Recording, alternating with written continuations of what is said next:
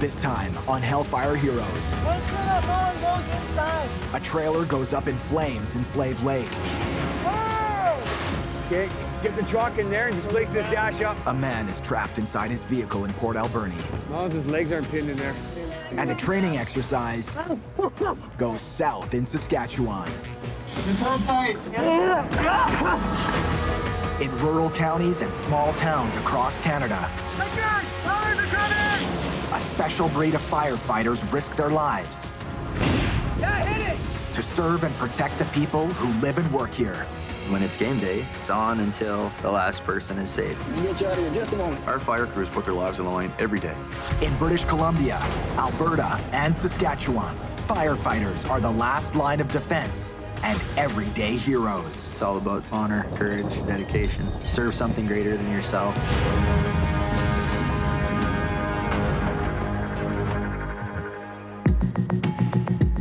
The town of Port Alberta lies at the bottom of a valley on Vancouver Island. On warm summer days, it's a lovely place for tons of outdoor activities. When winter comes, the tourists are gone, and a population of 18,000 hunker down for the long, gray, foggy days to come. All right, dispatch, this is Alberta Command. Flame and smoke showing out second-story window. But for firefighters, it's just another day. Can I get a 10-minute timer, please? Crews have made entry into the building. They're running a training exercise. You guys do maybe a little bit of hydraulic ventilation. We got a call coming in. Let's go.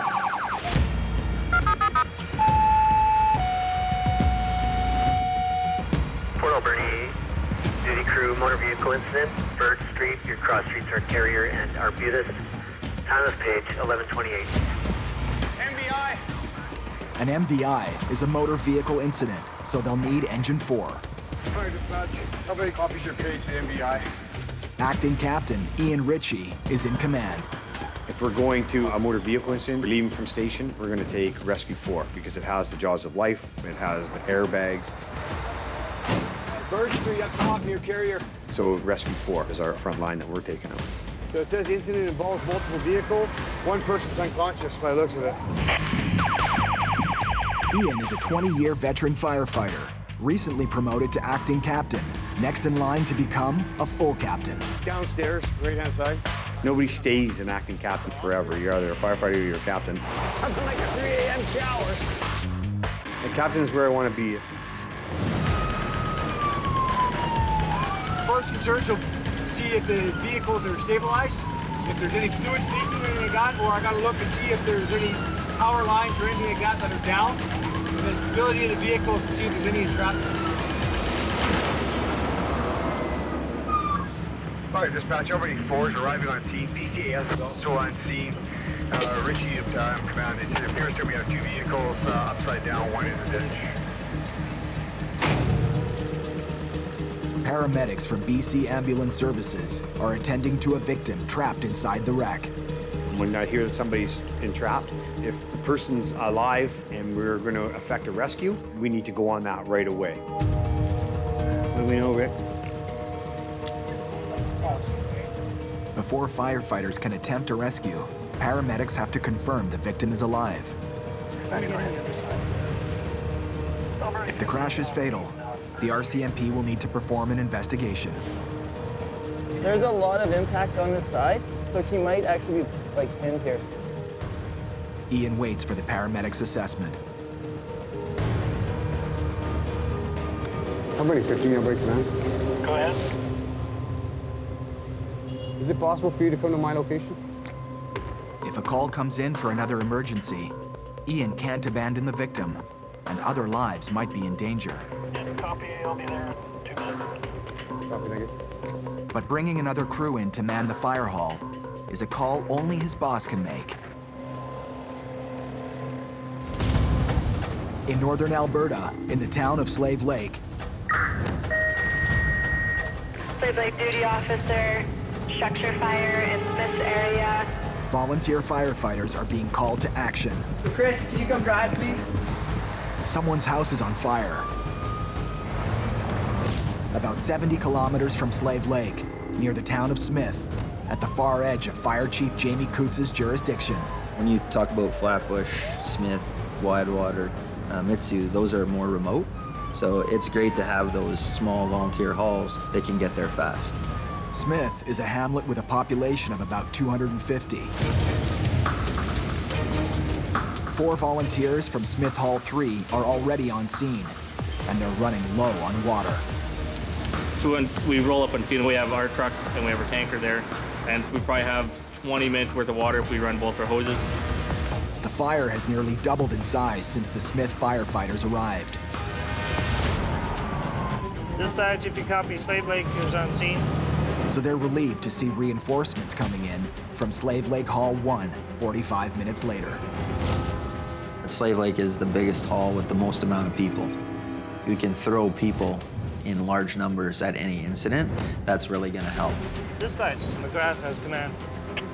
As duty officer tonight, Captain Paul McGrath takes command.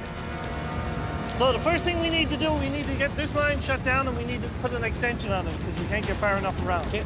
Paul's first priority is to stop the fire from spreading to the shed and surrounding trees. So you want to extend this line, but you don't want to go further But we don't want to go past, yeah. So he asks 22-year-old Lieutenant Ryan Coutts to take charge of the lines and the water supply. I want both of these hose lines extended.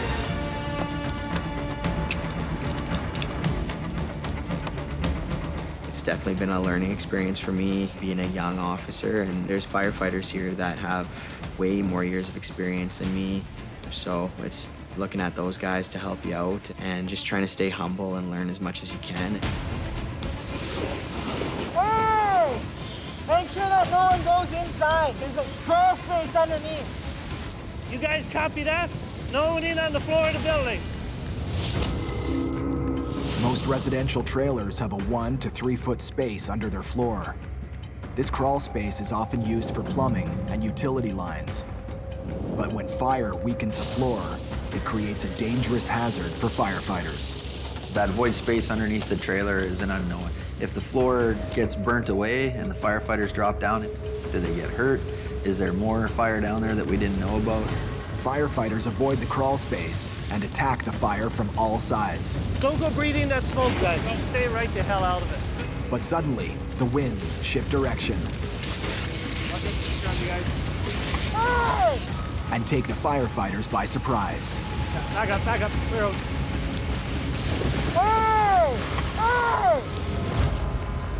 Back on Vancouver Island,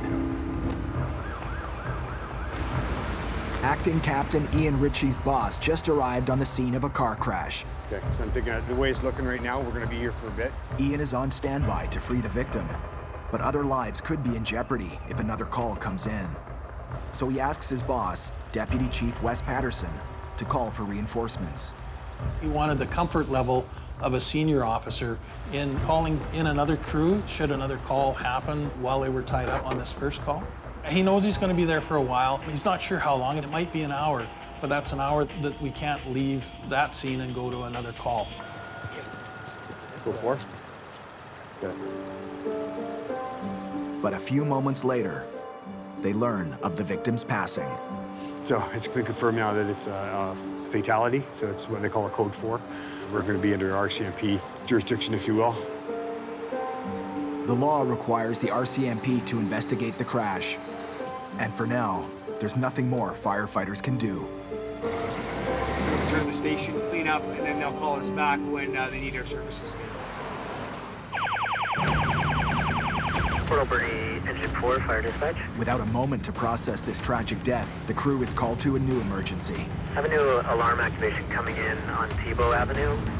An alarm was triggered at BC Hydro's Central Operations Facility, one of the city's top electricity providers.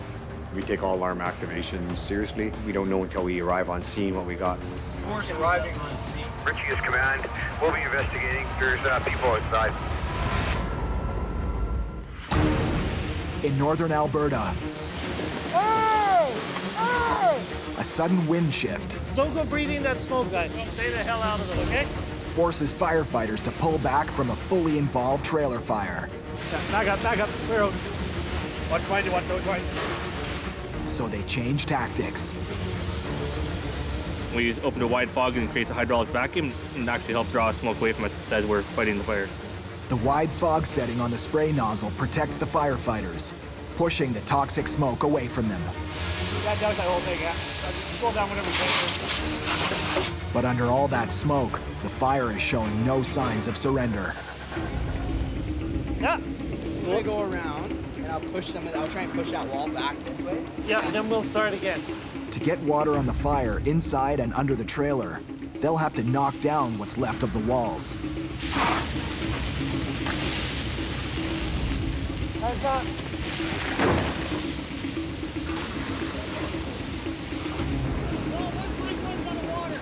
Out of water? Yeah. Hell, we went out of water pretty fast. In remote rural areas like this, keeping the hoses full is a constant challenge. To put out fire, you need water, and lots of it. The more remote it is, the harder it is to keep everybody with enough water to put the fire out. The nearest fire hydrant is 25 kilometers away. How we doing? We got a quarter tank of water left, so pretty soon we're out. Let's put that over there. And now the fire is flaring up again. Keep this line charged. Paul's gonna need help from another fire hall. Dispatch, could you activate Paul for Flatbush for the water tender for me, please? I've got the other truck coming. Just keep cooling down what we can. The Flatbush tanker is about 60 kilometers from Smith. And Paul and his crew are going through the water fast. Yeah, they might have their volume turned up pretty high. Yeah, I'm going to get that to turn down. They can dial it down a notch, but the fire could spread and ignite a wildfire in the woods nearby. On Vancouver Island in British Columbia, as thick banks of fog roll into Port Alberni, Fire dispatcher, British man. Alberta Command, go ahead. firefighters respond to an emergency at the BC Hydroelectric plant. We had the alarm system reset here. Everything seems to have cleared. So we're just, I'm going to be terminating command at this location and returning to the Bird Street. ETA approximately 10 minutes. Roger, ETA 10 minutes, thank you. Acting Captain Ian Ritchie's second call of the day is a false alarm. You ever have one of those days, Brad? Go. The first was for a tragic car crash that claimed the driver's life. And now that the RCMP and the coroner have completed their investigations, Acting Captain Ian Ritchie returns to the crash scene. Of course, arriving back on scene at Bird Street and Carrier. To carefully remove the victim from the car. Roger, Albert report.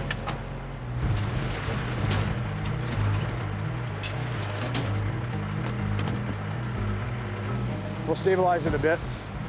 A tarp shields the crash victim from passers-by and onlookers. When you're in a residential neighborhood like that, you're always worried about eyes on you, and it's more about privacy for the victim, or the patient, or the patient's families. The vehicle is upside down, and the crushed interior traps the victim. Ready? Yeah. Firefighters use hydraulic-powered tools to extricate crash victims from their vehicles. The cutter slices through hinges and sheet metal. Spreaders open up crumpled parts.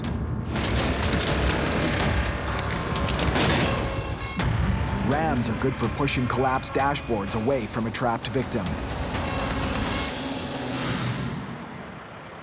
3 seconds. Here, Port Alberni firefighters use a hydraulic cutter to snap the door hinges. I'm gonna cut the seatbelt and then we'll... Yep. Once freed, the body is respectfully moved to a funeral van. Fire dispatcher, ready, command. The victim's personal belongings will be returned to her family. Alberta Command, fire dispatch, go ahead. Investigation complete. We're just cleaning up our gear before returning to service. I'll let you know when. Roger, Alberta. I'll leave that with you. Okay. Anything else? I don't see anything else. We've extricated and retrieved the body and given it to the proper authorities, and now we're just cleaning up here and ready to return home. Get ready for the next one. It's been a trying day. Fire dispatch, Alberta Engine 4. We're leaving the scene in the hands of RCMP. 4 is leaving the scene, return to station. Roger, Alberta 4. Thank you very much. You guys have a good afternoon. Dispatch out.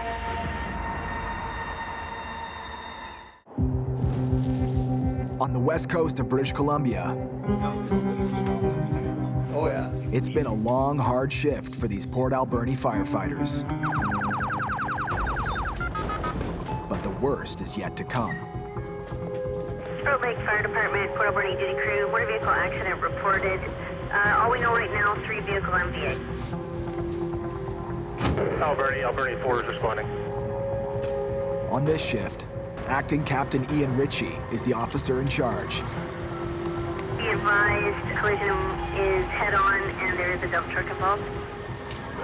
Dispatch 4 copies. Come on, Ian and his crew are responding to a motor vehicle incident about 8 kilometers out of town in Sprout Lake.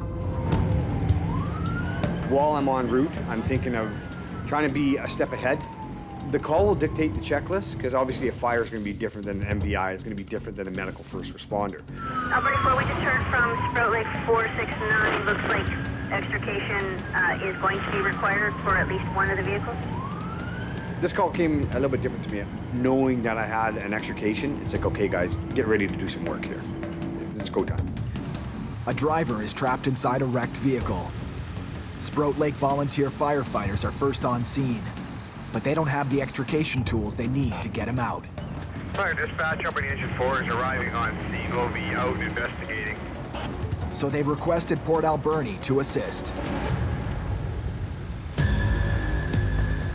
As we arrive on scene, there's 3 vehicles, there's a dump truck involved. 2 people already out, they're fine.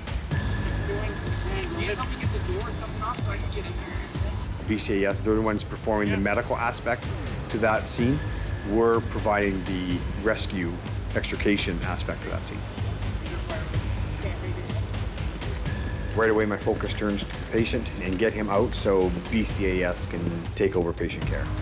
The severe impact has forced the dashboard back, trapping the patient, who is unconscious and critically injured. Okay, see what I want is I want this post up, push it down, and that'll be able to get him right. Firefighters cut the door off. Time? Get 5-10 minutes? Yeah, 10 to 15 just to err on the side of caution. Time's always of the essence. You want to be as quick as you can, but you got to do it fluidly and effectively. Do the best you can. Although they're well aware the clock is ticking, firefighters have to move cautiously to avoid further injuring the victim. In northern Alberta, firefighters from 2 volunteer fire halls are battling a fully involved trailer fire, like they're running out of water. Dispatch, could you activate Paul for Flatbush for the water tender for me, please? Duty Officer Paul McGrath calls a 3rd volunteer fire hall in the town of Flatbush with an urgent request to send more water. So I've got the other truck coming. Just keep cooling down what we can. And until the Flatbush tanker arrives, they'll be knocking out hotspots. Ryan, you want some water? There's metal on fire. In a trailer fire, it's metal on the outside and the metal falls in on top of the fire, and then it's kind of like an oven. That metal is keeping the heat inside. We got to get the metal off, put the fire out underneath. A 3-man volunteer firefighting crew arrives from Flatbush Hall 4. You've got water. Oh, yeah. And they've brought along over 9,000 liters of water. Enough water to hit all the hot spots, spray them down, and finish them off. We'll dump what we have left on these guys, and then we'll send all our other trucks home. And simply put, the Lesser Slave Regional Fire Service can't run without volunteer firefighters. They leave their jobs, they leave their families, they leave in the middle of their sleep to come and help us out with these emergencies. And they don't do it for a pat on the back, and they don't do it for a financial reward. They do it because they want to help out their fellow citizens. We'll break and we'll get out of here. Okay. Stand dispatch. Quick little update. At this point, I have fire under control. Right now it's pretty much a mop-up for us, clean up some equipment and start releasing vehicles at this point. And time for the volunteers of the Lesser Slave Regional Fire Service to go on home.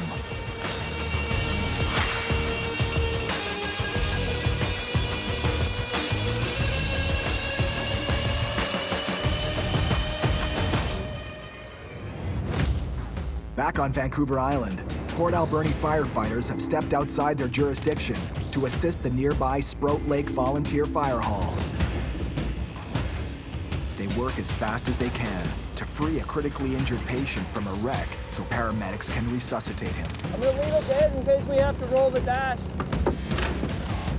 Although there's not much dash to roll, we might have to go from the other side. As long as his legs aren't pinned in there. That's what I'm wondering, that right leg. Is he gonna be pinned or is he gonna come? The patient's foot was trapped underneath the brake pedal, and we had to get in and displace the brake pedal and bend it out of the way to free up his foot and get it out. Okay, get the truck in there and displace this dash up.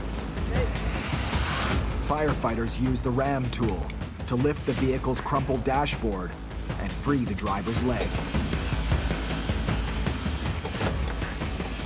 The leg's out. Okay, he's out, John. Fire dispatch, I'll be gone. Dispatch, 2 of the 3 patients are in care of BCAS already. We've extricated the 3rd. BCS is currently looking at him. We're just assisting with that right now.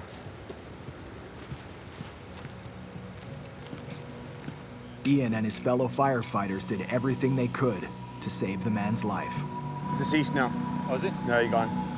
Okay. He had a heartbeat when we first showed up, Yeah. but then they checked him again and they figured You're having a bad day. I know.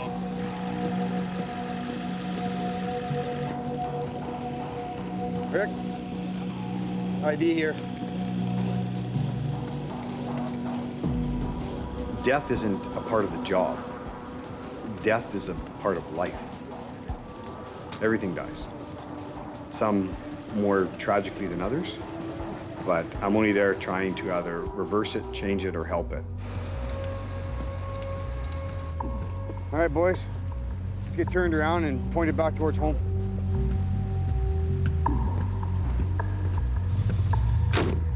Holy, what a day, Brad. Day.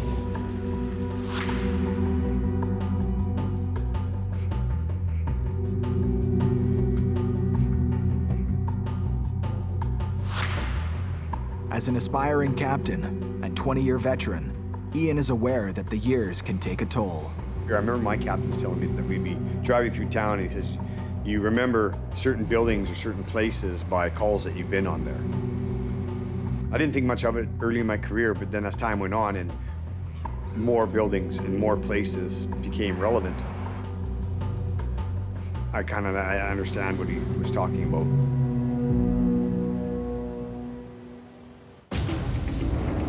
In the Saskatchewan prairies, Swift Current is the 5th largest city in the province. 19 full-time and 15 volunteer firefighters work in shifts around the clock, 7 days a week, to serve and protect their city. Today, an unusual training session is underway. You want that one? Little area over there? That's how I'll set it up.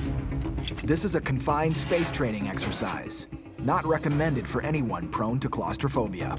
There's just so much industry that works in confined spaces, whether it's oil and gas in a vessel or even your city workers working down manholes. I would say in any given day, there's probably 10% of the town is in a confined space. Aaron Stewart has been with the department for over 5 years and is working with a childhood friend, Cody Yoland. Aaron, he's one of my best buddies. We've worked together for about 4 years now. We've known each other for years. You got him? You know how each other operates, and it's easy to come to work. In this scenario, Aaron and Cody will attempt to extricate a patient who's passed out due to oxygen deficiency. Okay, lower on main line. Aaron and Cody won't have any trouble shimmying through the first 24-inch diameter pipe. They're cruising. But the next pipe is only 18 inches in diameter. That's gonna be tight. I am the smaller of Aaron and I, which I guess makes me the one to go down this pipe. All right, level Hose in. At the end of the pipe, Cody reaches the victim. An unconscious male. Command from Rescue Team 1. He's located the patient. And Aaron calls it in. We're gonna attempt extrication through this 18-inch pipe. That's good. Now that the victim's been pulled through the pipe, All right, you wanna take me for a ride too? it's Cody's turn. All right, I'm going through.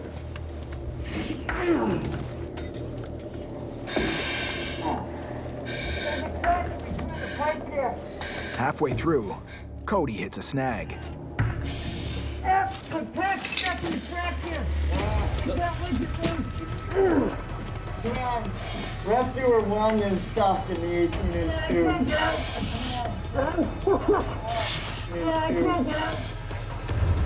In this training, Cody got stuck. And anytime things don't go quite as planned, it gets your heart rate up. The pack's stuck. It doesn't take long for Cody to start stressing out.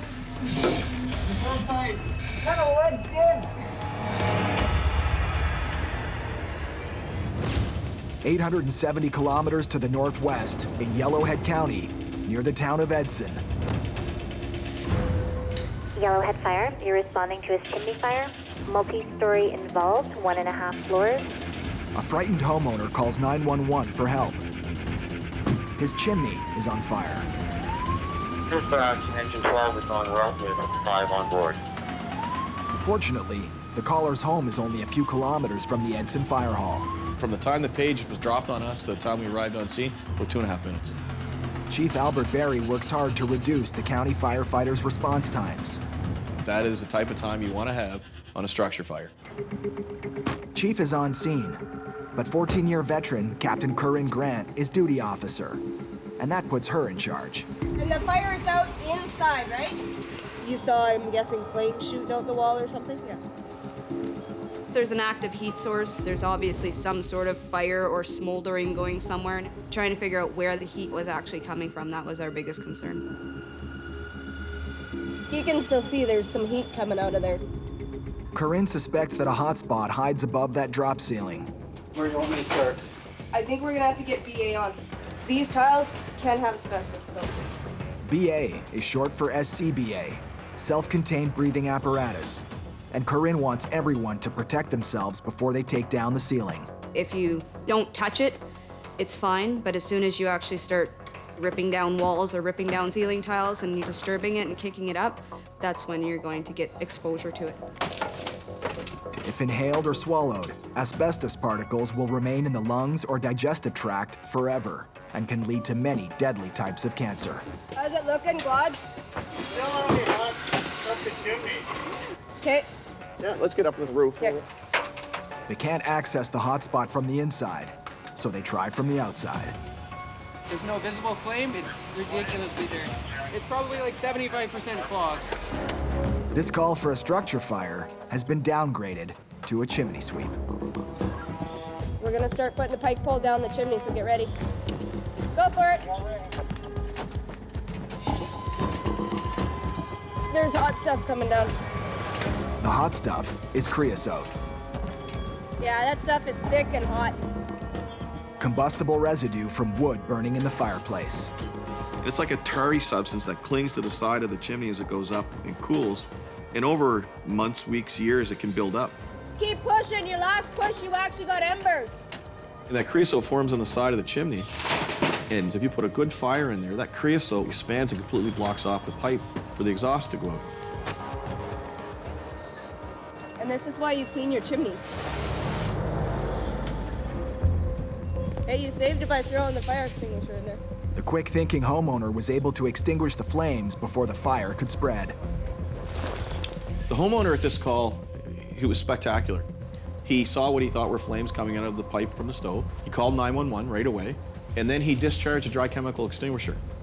The progression from the 911 call to the extinguisher to leaving the structure is exactly what we want you to do. The chimney's clean, and now that the thermal imaging camera displays no hot spots, firefighters know the fire won't start up again. Back down south in the Saskatchewan prairies,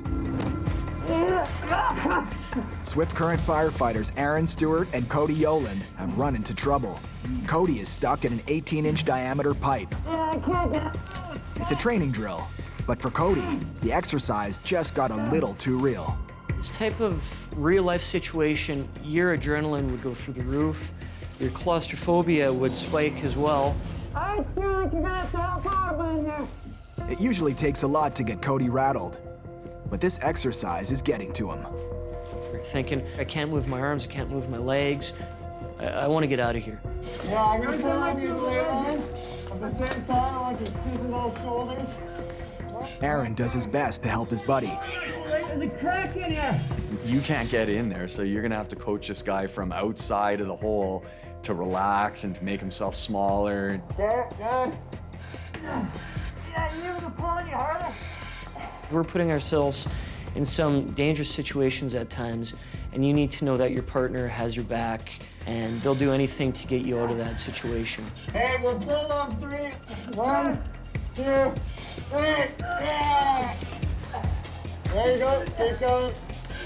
Keep going.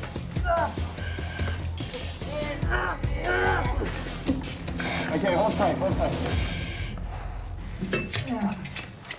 I'm sick of this tight. As far as training exercises go, this may have been one of the worst of Cody's career. 1, 2, 3. Now that he's out, the team resumes the exercise. If you can do it in training scenarios, then you should be able to do it in real-life scenarios. If you keep your mind calm and do what we've been trained to do. Patience on main Emily. Okay, up on main line. And their patient finally gets hoisted to the surface. You do it more and more and more till you start to get more comfortable. And speaking for myself personally, I'll never like small, tight spaces or really high spaces. Good job, guys. But I've trained myself to a level that I can still be confident, do my job, and I cannot think about my fear during the call. Button down the hatches.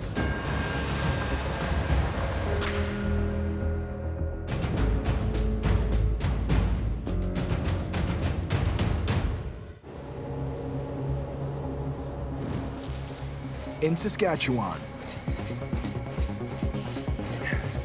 Not even sweating yet. We don't sweat around here. welcome to the Swift Current Fire Hall Health Club.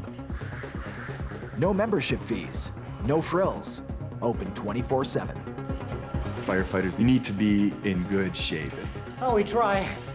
Even really good shape guys are sucking slough water after 2 hours of, a pipe pull above your head or tearing apart a roof or a wall. It is exhausting. Even waking up at 2:30 in the morning from a dead sleep into absolute intensity, lights and sirens, speeding to a house fire, that's hard on your ticker. So we need to have good, strong hearts for stuff like that. When you work out as a crew too, it brings you closer together, it makes you push each other. You ready to do another ab one when you're done there? Yeah, I'd see that. Okay. You get in better shape and it makes it enjoyable to work out. Which side do you want? I'll go on this side. Aaron and Cody were both born and raised in Swift Current, and they've been best friends since the 9th grade. So we were longtime buddies from way back when, and we end up working for the same fire department on the same shift. And I would say we have a friendly rivalry that we push each other. That just makes you become a better firefighter, a better person, and you keep a good friendship doing that as well. Tim, keep going. Right. Hey. Oi, Jay. But the workout is over. No time for a shower. Swift Current Fire response code 3 for a 2-vehicle MDC. Injuries in 1 vehicle, Markman 1312. We're responding to a 2-vehicle MDC with injuries in the 1 vehicle. Other than that, that's all we have for information.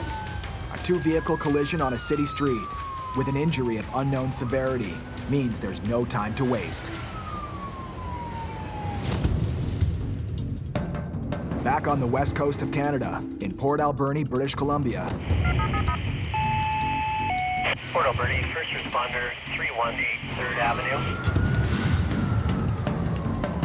Ian Ritchie, recently promoted to acting captain, is on the last day of a 4-day shift. Yesterday's shift was a day in hell. Today, the load is a little lighter. I can smell the diesel from here. But it's in a firefighter's nature to hope for the best and plan for the worst. When I hear gas leak at a gas station, I want to know how bad, like how much. I want to know, is it just barely dripping or is it like pouring out? Who am I dealing with? When I get on scene, I have to rely on bystander information as well. $150? $150 of gas went into the vehicle. In addition to the fuel he just pumped, the owner tells Ian his RV also has a second fuel tank, which is half full. So I'm looking at roughly, 250 to 300 liters of fuel. Most vehicle fuel leaks are caused by faulty fuel injectors or fuel lines.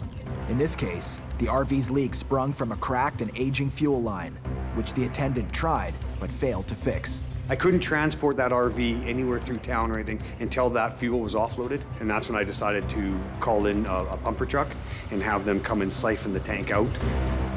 Siphoning gas is a simple procedure, but it's important to prevent any chance of sparks with an anti-static ground.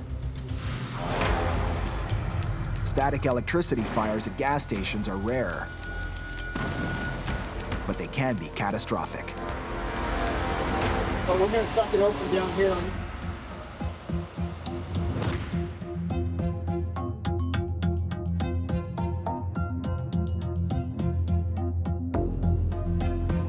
I've eliminated all the ignition sources. I'm happy where things are at. The fire hazard is under control, and Ian and his crew return to the fire station, ready for the next call.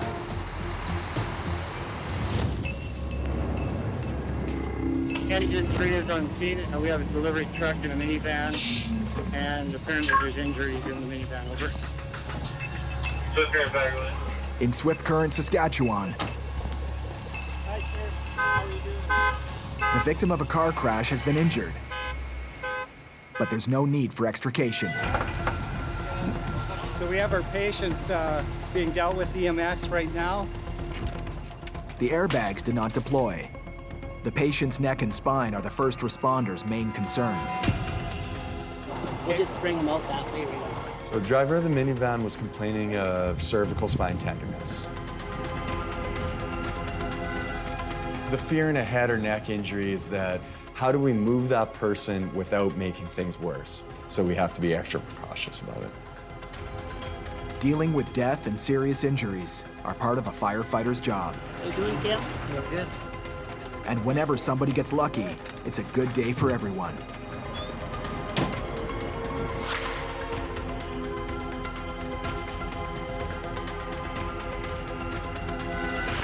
A few short minutes later, a new call comes in. Prepared fire response book 3 for residential fire alarm. Well, we're responding to commercial fire alarms at an old folks home. Calls in old folks' homes are high trigger for firefighters because they know many residents aren't mobile.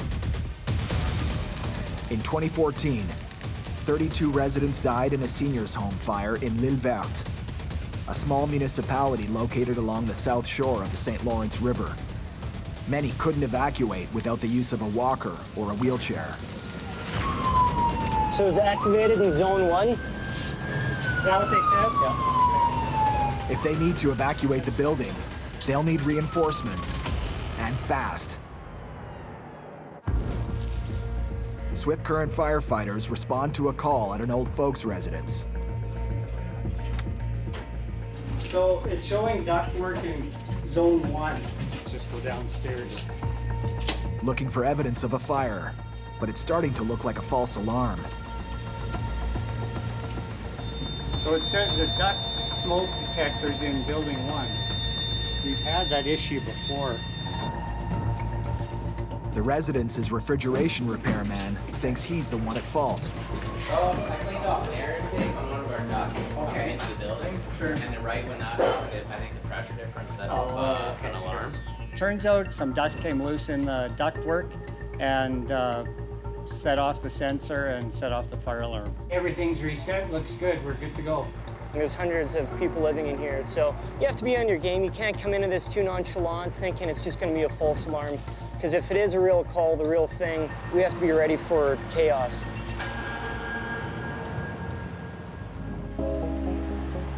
Back at the fire hall, it's time to say goodbye to an old friend. Hey, Cody. Thanks, here. Yeah. I'm going away for a year. My wife and I are going to be traveling the world. It'll be a little sad for me. You get so close with these guys, they become family. You have a chemistry together, just that camaraderie that comes with the job. Right there. We're all safe, my friend. We're all safe. And then I've been privileged to work with one of my best buddies here. Keep in touch. I mean, working with a lifelong friend is great. Well, goodbye. Now he's leaving. I think everybody's kind of sad to lose a good guy, and we hope he comes back, but we'll see. Get out of here! Get out of here! All right, see you guys later. Don't come back. Adios.